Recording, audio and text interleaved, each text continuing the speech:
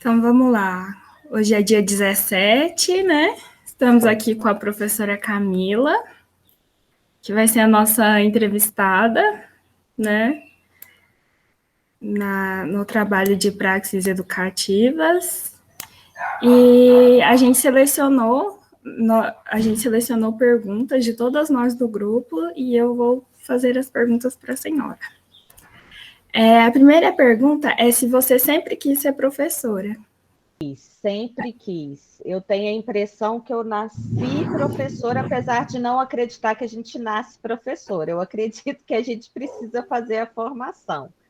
Mas desde pequena, e toda a minha família fala isso um pouco, que eu sempre brincava, sabe aquelas crianças que brincam de boneca, colocando as bonecas para assistir aula, e eu tinha um quadro negro, eu levava o quadro negro, punha todo mundo para assistir aula, e eu dava aula, e eu era professora, então eu nunca tive nenhuma dúvida de que a minha profissão seria ser professora. Eu sempre quis fazer pedagogia, eu quis fazer magistério, eu fiz magistério, né? Aquele magistério de nível médio, que é o magistério curso técnico, né? Eu fiz o curso técnico porque sempre tive a convicção de que eu queria ser professora. Essa era a profissão que eu desejei e percorri todo o caminho para ser uma professora, né? E outra que eu vou dizer para vocês também, eu tenho uma família de muitas professoras. A minha mãe era professora de história, a minha tia era professora de educação física, a minha outra tia era professora de matemática. Então, eu convivi muito com professoras na minha história desde muito pequena. Então, eu acho que isso também pode ter influenciado a minha vontade, meu desejo de ser professora. Acho que tudo isso ajudou, né? Mas eu me vejo desde pequena dizendo, as pessoas sempre fazem aquela pergunta indigesta para a criança, né? O que você quer ser quando você crescer? Ela ainda nem sabe o que ela quer ser, e todo mundo fica perguntando, mas o que você quer ser quando você crescer? Eu sempre respondi com convicção que eu queria ser professora.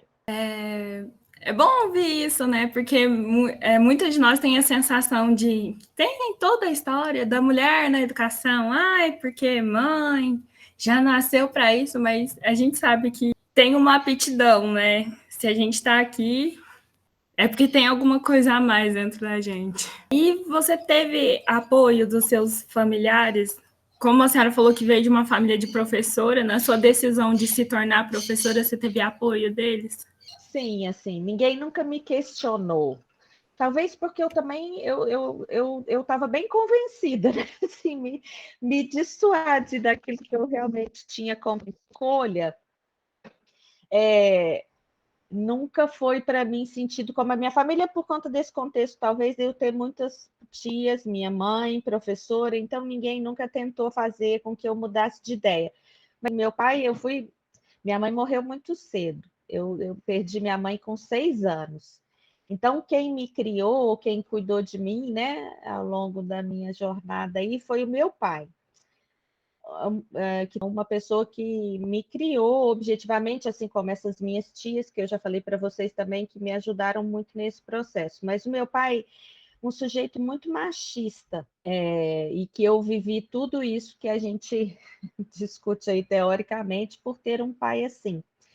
Mas quando eu fui contar para ele que eu tinha sido aprovada, né, na universidade, que eu ia fazer pedagogia, foi na UF que eu fiz pedagogia, o meu pai virou para mim e falou assim: "Minha filha, eu te vejo como uma reitora". Eu falei: "Pai, mas eu não quero isso não. Eu só quero fazer o curso de pedagogia, eu só quero ser professora". Aí ele falou assim: "Sabe, eu quero mostrar para vocês o quanto que isso, apesar de ser uma pessoa muito machista, mas sempre acreditou muito em mim, assim, acreditou muito nos meus desejos, me apoiou muito nos meus desejos, na minha vontade profissional de fazer mestrado, de fazer doutorado, de trabalhar, né? Eu sei, apesar de muito machista, ele era machista com os outros, comigo ele respeitava minhas vontades e meus desejos aí. E quanto ao contato com a profissão, a gente queria saber como foi seu primeiro contato com a pedagogia, assim, dentro da sala de aula, sabe? Aquela primeira impressão da prática, sabe? Quando você sai da graduação ou está fazendo estágio e vai para a prática. Então, ó, eu fiz o magistério. Enquanto eu fazia magistério, eu falei que eu comecei a trabalhar com 17, mas na verdade foi com 14, 15. Porque com 17 foi com carteira assinada. Eu tenho na minha carteira de trabalho desde os 17 anos. Mas antes eu tive uma experiência, porque eu fazia magistério, eu consegui começar o trabalho numa escola muito pequenininha que tinha no bairro Tibere. Aí eu peguei uma turma bem pequena, eu me lembro disso, eu tenho fotos, um grupo de crianças de 3 e 4 anos, lá era uma escola muito pequena, então ficava uma sala meio misturada. Então eu lembro das atividades que eu rodava em mimeógrafo, eu lembro dessa cena de eu rodando as atividades em mimeógrafo, eu me apaixonava pelas crianças, assim. E eu queria ficar mais com elas, e elas também comigo. Então, eu sempre trabalhei fazendo o curso de pedagogia, o curso de magistério, né? Desde que comecei o curso, já trabalhava, e a pedagogia, aí sim, aí quando eu comecei a pedagogia, eu passei num teste do colégio objetivo. E eu passei nesse teste e entrei no colégio objetivo junto com entrei e ingressei na Universidade Federal de Uberlândia, né? Então eu fiz durante todo o curso já trabalhando, o que para mim foi muito bom, porque eu tinha muitas questões que eu levava, que eu refletia a teoria e a prática juntas, né? Porque eu estava fazendo já o exercício profissional. Então, eu tenho mais uma pergunta, que é dessa relação da maternidade com a pedagogia. Porque a gente sabe que o trabalho de pedagoga, de professora, normalmente não é fácil. Sempre tem aquele extra classe, sempre leva para casa, entre outras coisas. Como foi para você? Eu sei que você tem duas filhas, né? Como que foi para você conciliar isso? Ou lidar com a maternidade e a educação, o trabalho? Na verdade, olha, porque aí minha profissão, então, ela é muito anterior à minha condição de mãe, né, gente? Eu fui ter a minha primeira filha, a Isadora, eu tinha 33 anos. Então, a minha maternidade, ela veio depois, assim, a minha escolha profissional, eu não vejo muito esta relação, sabe, Giovana, assim, e garotas? Eu acho que a maternidade, se vocês me perguntarem, o que de mais difícil você fez na sua vida até hoje? Ser mãe. Ser mãe é uma coisa muito difícil, porque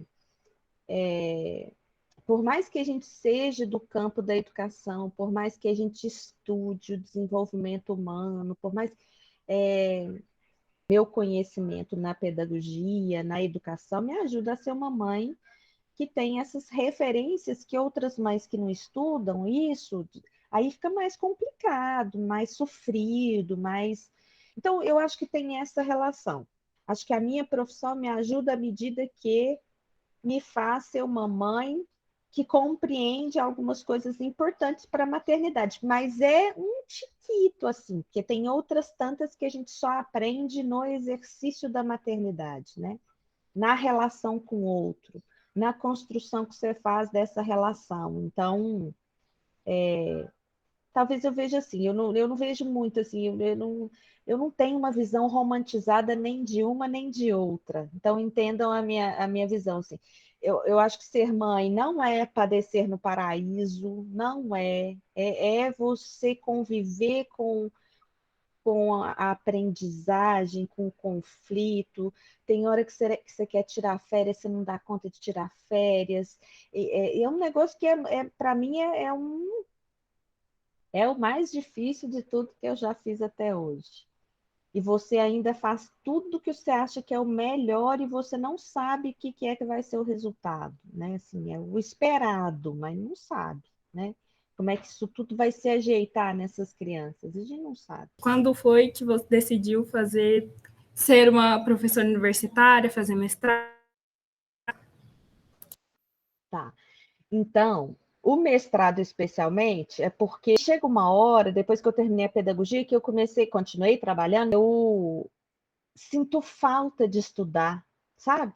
Parece que fez parte da minha trajetória estudar e trabalhar o tempo todo. Então, eu fui fazer um curso de especialização em educação infantil e anos iniciais do ensino fundamental.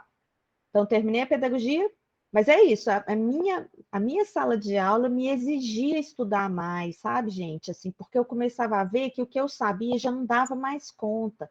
Então, eu precisava estudar mais um pouco para ver o que mais que eu precisava aprender para melhorar como professora. Sempre teve esta finalidade. Exemplo, será que eu queria ser professora de universidade? Não sei.